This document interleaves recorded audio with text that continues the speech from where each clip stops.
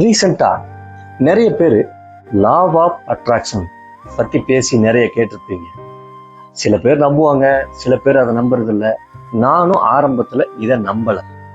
அப்புறம் என் லைஃப்பை பின்னோக்கி பார்த்தா ஒரு பேட்டர்னை நோட்டீஸ் பண்ணுறேன். இப்போ உங்கள் ஸ்கூல் டைமில் ஒரு விஷயத்தை நோட் பண்ணிருக்கீங்களா? உங்கள் டீச்சர் வந்து கேட்பாங்க, பெரிய ஆளாகி என்னடா ஆக போகிற அப்படின்னு. அதே கொஸ்டினை நானும் ஃபேஸ் பண்ணியிருக்கேன். அப்போல்லாம் வந்து கிரிக்கெட்டில் வந்து நல்லா ஆக்டிவாக விளையாண்டுருந்தேன். ஸோ சில டைம் சொல்லியிருக்கேன், நான் வந்து கிரிக்கெட்டர் ஆகணும், பேட்ஸ்மேன் ஆகணும், ஆல்ரவுண்டர் ஆகணும் அப்படின்னு தான் சொல்லியிருக்கேன்.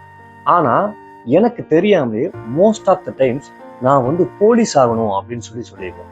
அதே மாதிரி சின்ன வயசுல வந்து போலீஸ் ட்ரெஸ் போட்டு ஃபோட்டோ எடுக்கிறது, எப்பவுமே வந்து அந்த துப்பாக்கி வச்சு ஃபோட்டோ எடுக்கிறது அப்படின்னு சொல்லிட்டு நான் ஒரு 2-3 இடத்துல வந்து சின்ன வயசுலேயே துப்பாக்கி வச்சு ஃபோட்டோ எடுத்திருக்கேன்.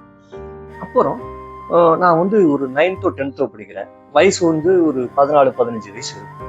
அப்போ வந்து நானும் அம்மாவும் ஒரு கோவில் விசேஷத்துக்கு போறோம். அப்போ வந்து தூரத்து சொந்தம் ஒரு மாமா வந்து என்னை வந்து பார்க்குறாரு, எங்க அம்மா கிட்ட பேசுறாரு. அவரும் ஒரு போலீஸ். ஸோ அவர் வந்து பார்த்துன்னு என்ன சொல்றாரு, உன் பையன் என்னம்மா இவ்வளவு பெரிய ஆளா வளர்ந்துட்டான், நல்லா வாட்ட சட்டமா இருக்கான், நல்லா படிக்க வை, நல்லா அவனை சாப்பிட சொல்லு, அவன் கண்டிப்பா போலீஸ் ஆவான் அப்படின்னு சொல்லிட்டு போயிட்டாரு. எனக்கு வந்து பயங்கரமான டவுட்டு, அதெல்லாம் எப்படிடா போலீஸ் ஆகுறது? நாமளே ரொம்ப கஷ்டப்பட்டுட்டு இருக்கோம். நம்ம குடும்பம் வந்து ரேஷன் அரிசி தான் சாப்பிட்டுட்டு இருக்கோம், வாடகை வீட்டில் தான் இருக்கிறோம்.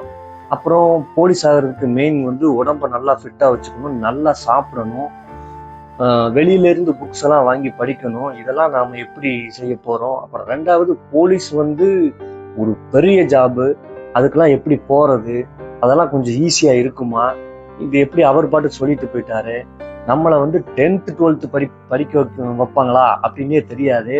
இவங்க எப்படி நம்மளை வந்து போலீஸ் ஆகிற அளவுக்கு இவங்களுக்கு எப்படி செலவு பண்ணுவாங்க அப்படின்னு தான் நினைச்சிட்டு இருந்தேன். அப்புறமேல் பார்த்தா +2 பாஸ் பண்றேன். பாஸ் பண்ணிட்டு காலேஜ் எழுதி போடலை. எல்லாம் சொந்தக்காரங்க எல்லாம் சுற்றி இருக்கணும் கேட்குறாங்க, ஏன் காலேஜ் போடணும். அப்புறம் எங்க பெரியம்மா பையன் ஆல்ரெடி எங்க அண்ணன் வந்து போலீஸாக தான் இருந்தார். ஸோ அவர் என்ன சொல்றாரு, சரிடா நீ காலேஜ் போகலைன்னா பரவாயில்ல, போலீஸ்க்கு எழுதி போடு அப்படின்னு சொல்றாரு. அப்பதான் வந்து அந்த சின்ன வயசுல வந்து நான் போலீஸ் ஆவேன்னு சொன்னேன் பார்த்தீங்களா, ஆஹா அதுக்கு ஒரு வாய்ப்பு வருது, அதை விடக்கூடாது, நாம போலீஸ் ஆகியே ஆகணும் அப்படின்னு சொல்லிட்டு திருப்பூர்ல ஒரு சின்ன பனியன் கம்பெனியில வேலைக்கு போய்கிட்டு நான் வந்து போலீஸ்க்கு படிக்கிறேன். அதே மாதிரி மார்னிங் ஈவினிங் வந்து கிரவுண்ட் போயிட்டு வந்துடுவேன்.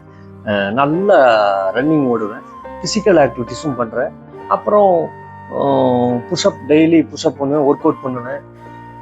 எனக்கு தெரியாமலே அந்த போலீஸ் ஆகிறதுக்குரிய அனைத்து நடவடிக்கைகளையும் நான் பண்ணிட்டு இருக்கேன். அப்புறம் I am become a policeman, போலீஸும் ஆயாச்சு. இப்ப இதெல்லாம் ஏன் சொல்றேன்னா, சின்ன வயசுல நான் தெரிஞ்சோ தெரியாமலே நான் வந்து ஃபியூச்சர்ல போலீஸ் ஆக போறேன் அப்படின்னு சொல்லியிருக்கேன்.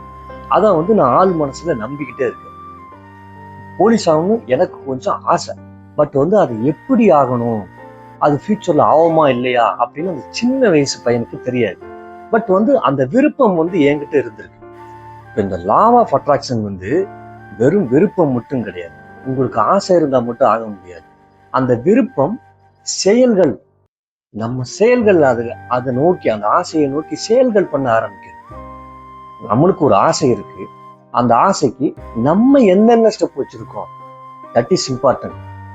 ஸோ நான் என்ன பண்ணேன், நல்லா படித்தேன், நல்ல கிரவுண்டுக்கு போனேன், நல்ல ரன்னிங் பண்ணேன், பிசிக்கல் ஆக்டிவிட்டிஸை வந்து நான் வந்து லைவ்லியே வச்சிருந்தேன். அதே மாதிரி அந்த போலீஸுக்கு என்ன படிக்கணுமோ அதெல்லாம் படிச்சுக்கிட்டே இருந்தேன். ஸோ நான் போலீஸ் ஆகிட்டேன்.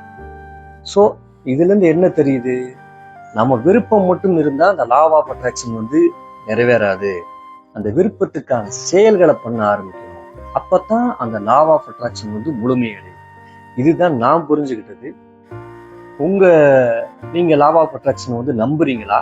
அப்படி நம்புனா, அப்படி உங்க லைஃப்ல ஏதாவது நடந்திருந்தா அதை இங்க ஷேர் பண்ணுங்க. Bye from வேல்தேவ்.